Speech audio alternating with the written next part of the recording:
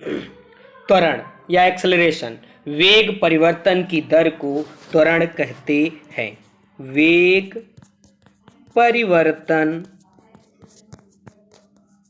की दर को त्वरण कहते हैं। त्वरण किसे कहते हैं? वेग परिवर्तन की दर को त्वरण कहते हैं। वेग परिवर्तन की दर को त्वरण कहते हैं। त्वरण बराबर क्या होता है? त्वरण बराबर वेग परिवर्तन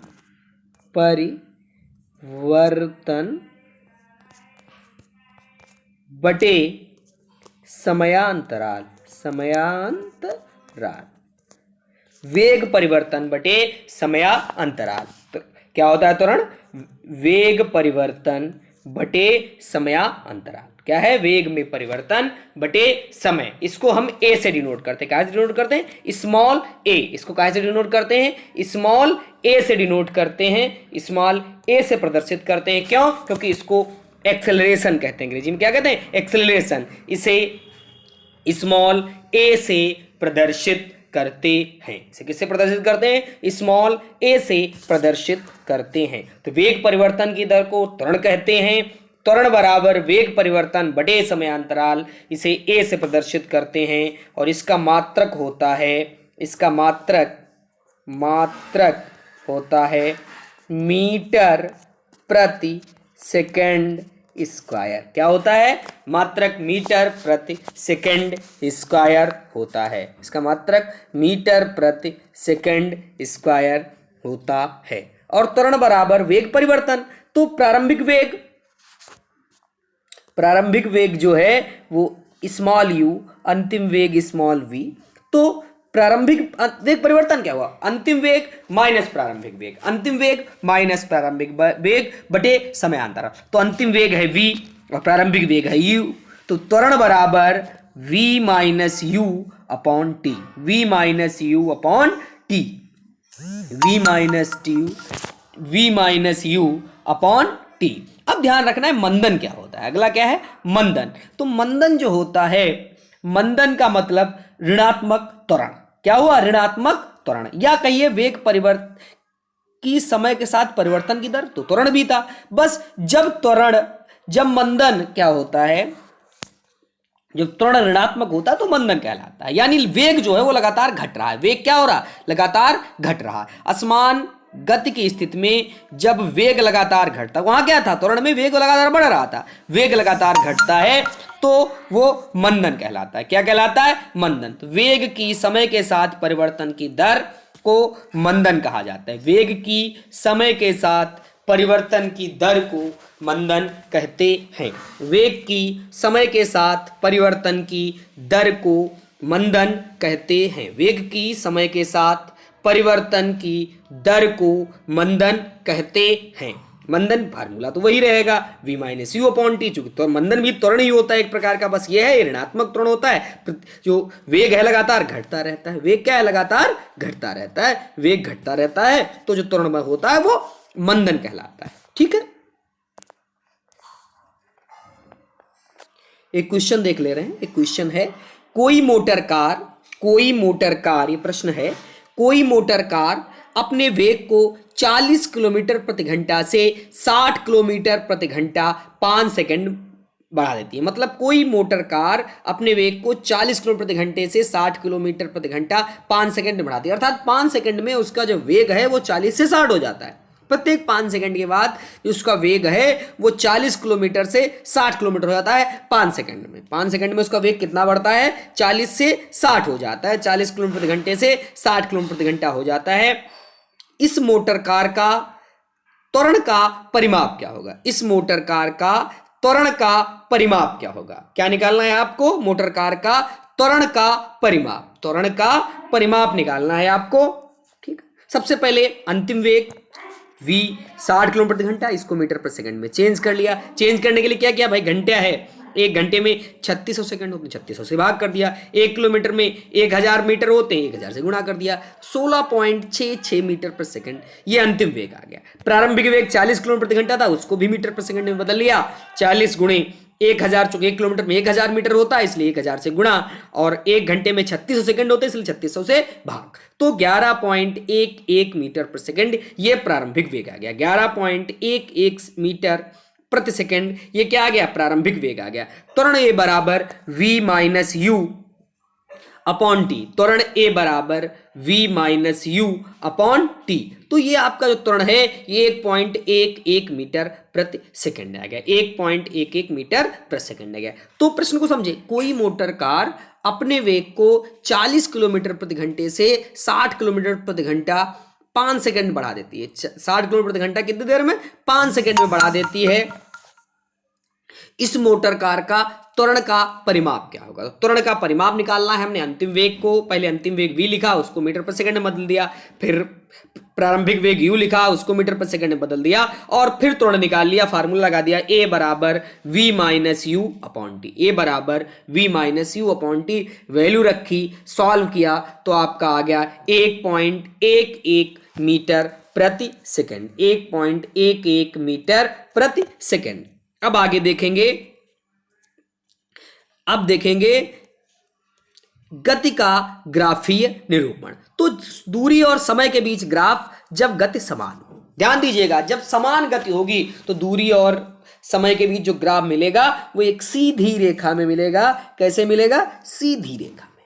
कैसा मिलेगा, दूरी और समय के बीच जो ग्राफ मिलेगा बिल्कुल सीधी रेखा में मिलेगा। जब क्या होगी, गति समान होगी जो है, और दूरी समय के बीच ग्राफ जो है समान गति के लिए बिल्कुल सीधी रेखा में मिलेगा। क्योंकि एक समान गति जब होगी तो फिर समान समय में समान दूरी तय करेगी, तो जो ग्राफ होगा वो एक सीधी रेखा में होगा। समान समय में समान दूरी तय करने के कारण ग्राफ कैसा होगा, ग्राफ एक सीधी रेखा में होगा।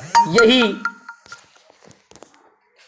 जब आप असमान गति के लिए दूरी और समय के बीच ग्राफ निकालेंगे, जब असमान गति के लिए दूरी और समय के बीच ग्राफ निकालेंगे तो जो आपका ग्राफ मिलेगा, असमान गति के लिए जब ग्राफ निकालेंगे तो जो ग्राफ मिलेगा वो वक्राकार होगा। वो कैसा होगा, वो वक्राकार होगा। मतलब या तो ऐसे होगा या फिर ऐसे होगा, या तो ऐसे होगा या फिर ऐसे होगा। असमान गति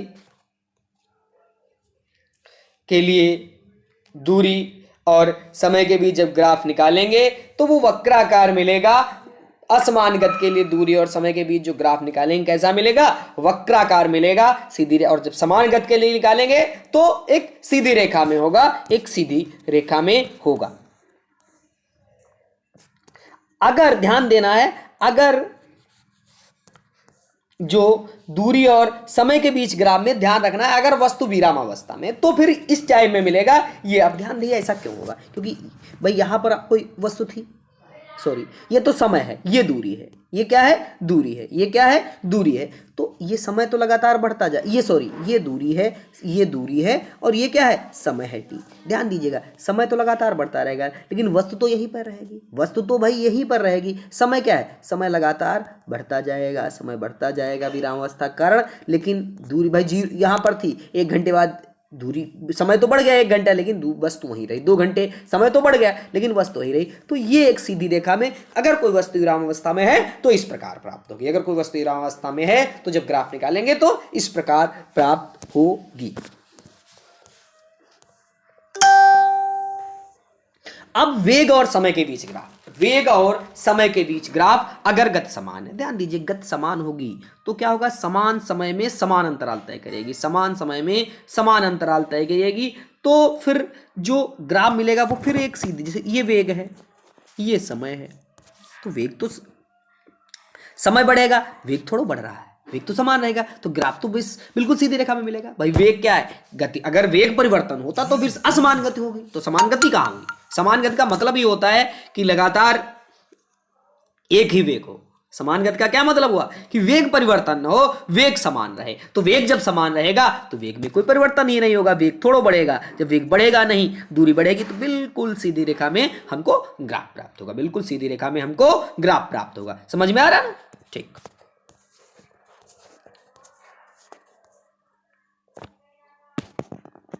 अब वेग और समय के बीच जब असमान गति है, कौन सी गति, असमान गति, या इसको त्वरणीय गति भी कहते हैं। भाई वेग असमान होगा तभी त्वरण उत्पन्न होगा। अगर वेग समान है तो वेग परिवर्तन ही नहीं। भाई त्वरण क्या है? वेग परिवर्तन की दर को त्वरण कहते हैं। समान गति में वेग परिवर्तन नहीं होगा, वेग परिवर्तन 0 होगा, त्वरण 0 होगा। अर्थात असमान जब गति होगी तभी त्वरण होगा, इसीलिए उसको त्वरणीय गति भी कहते हैं। क्या कहते हैं? त्वरणीय गति। असमान गति और समान त्वरण मतलब त्वरण बराबर ही बढ़ रहा है। त्वरण क्या है? बराबर ही बढ़ रहा है, लेकिन गति असमान है, वेग में लगातार परिवर्तन हो रहा है। तो असमान गति है लेकिन त्वरण समान है, तो जब वेग और समय में निकालेंगे तो भाई तो क्या मिलेगा? एक सीधी रेखा में ग्राफ मिलेगा। ग्राफ कैसा मिलेगा? बिल्कुल सीधी रेखा में। कब? जब गति तो असमान हो रही है लेकिन त्वरण में जो है वो समान त्वरणीय गति है। त्वरणीय क्या? समान त्वरणीय गति है। समान त्वरणीय गति है। क्या है? असमान गति है लेकिन त्वरण समान रूप से बढ़ रहा है। तो ग्राफ कैसा मिलेगा? एक सीधी रेखा में आपको ग्राफ मिलेगा। एक सीधी रेखा में आपको ग्राफ मिलेगा। ध्यान रखना है, आपकी असमान त्वरणीय गति मतलब असमान त्वरणीय मतलब त्वरण भी असमान रूप से बढ़ रहा है। कभी 10 बढ़ रहा है, कभी 20 बढ़ रहा है, कभी 15 बढ़ रहा है, कभी 4 बढ़ रहा है, मतलब घट बढ़ रहा है। त्वरण त्वरण एक समान रूप से नहीं बढ़ रहा है, एक समान रूप से नहीं बढ़ रहा।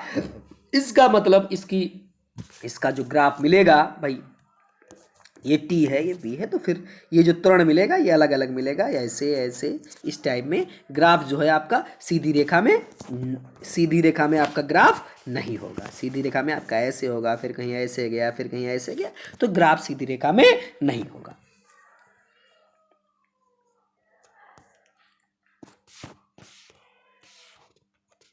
अब वेग और समय के बीच v और t, v मतलब वेलोसिटी, t मतलब टाइम, वेलोसिटी और टाइम के बीच ग्राफ कब? जब समान मंदित गति हो। गति क्या? समान मंदित हो, मतलब एक समान रूप से घट रही है, तो भी सीधी रेखा में मिलेगा। तो क्या होगा? एक सीधी रेखा में मिलेगा। समान रूप से मंदित मतलब समान रूप से घट रही है तो ऊपर थोड़ा बढ़ेगा, बिल्कुल सीधी रेखा में इस टाइप में आपको समान रूप से मंदित गति में सीधी रेखा, मतलब मंदित का मतलब घटना, मंदित हो रही मतलब लगातार घट रही है। ठीक है,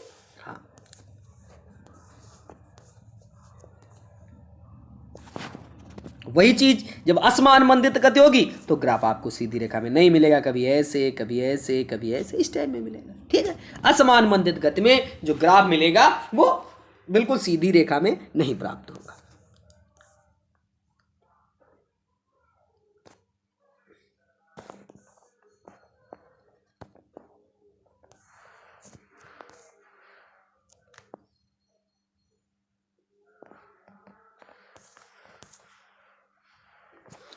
एक बार हम थोड़ा जो गति के समीकरण है केवल उन गति के समीकरण को देख रहे हैं। पहला समीकरण होता है v बराबर u प्लस एटी। सिद्ध करना हम आगे सीखेंगे, केवल हम एक बार समीकरण देख लें। ये पहला समीकरण है।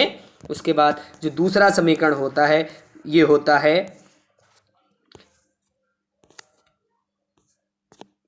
यस बराबर U T plus half A T square, दूसरा होता है एस बराबर U T plus half A T square, और तीसरा होता है वी स्क्वायर बराबर यू स्क्वायर प्लस 2as। पहला क्या है? v बराबर you plus A T, v बराबर यू प्लस ए टी, दूसरा यस बराबर U T plus half A T square, और तीसरा है वी स्क्वायर बराबर यू स्क्वायर प्लस 2as। इसके आगे हम अगले वीडियो में पढ़ेंगे।